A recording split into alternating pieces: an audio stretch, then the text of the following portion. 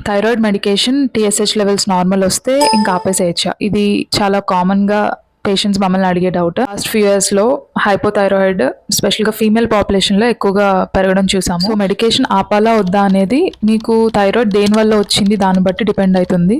టెంపరరీగా thyroid రావచ్చు like in pregnancy. వీళ్ళలో delivery అయిపోయాక మళ్ళా మనం థైరాయిడ్ అనేది ఎలా పనిచేస్తుంది చెక్ చేసుకొని యూజువల్‌గా మెడికేషన్ అనేది ఆపేస్తాము. కామన్‌గా ఇప్పుడు మనం చూసేది ఆటో ఇమ్యూన్ కాజెస్. అంటే మన ఓన్ ఇమ్యూన్ సిస్టమ్ మన థైరాయిడ్‌ని అటాక్ చేయడం వల్ల మనకి థైరాయిడ్ హార్మోన్ అనేది ప్రొడక్షన్ తగ్గుతుంది.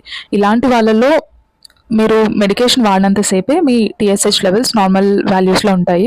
వన్స్ మీరు మెడికేషన్ ఆపేస్తే మళ్ళీ మీ టీఎస్హెచ్ లెవెల్స్ షూటప్ అయ్యి మీకు వెయిట్ గెయిన్ అవ్వడము, irregular periods and hair loss ఇలాంటి సిమ్టమ్స్ మళ్ళీ స్టార్ట్ అవుతాయి. సో, మీరు థైరాయిడ్ మెడికేషన్ గురించి ఓన్‌గా డెసిషన్ తీసుకోకూడదు. You have to meet your doctor. కొంతమంది థైరాయిడ్ మెడికేషన్ వాడకుండా డైట్ తోటి దీన్ని కంట్రోల్ చేయొచ్చా అని అడుగుతున్నారు.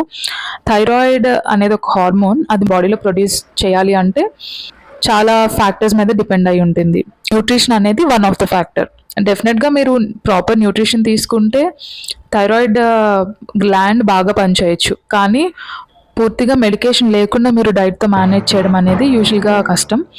డాక్టర్ గైడెన్స్‌లో థైరాయిడ్ లెవెల్స్ మానిటర్ చేసుకుంటూ ఒకవేళ మీకు కంట్రోల్ ఉంటే you can stop the medication. Otherwise you have to continue it.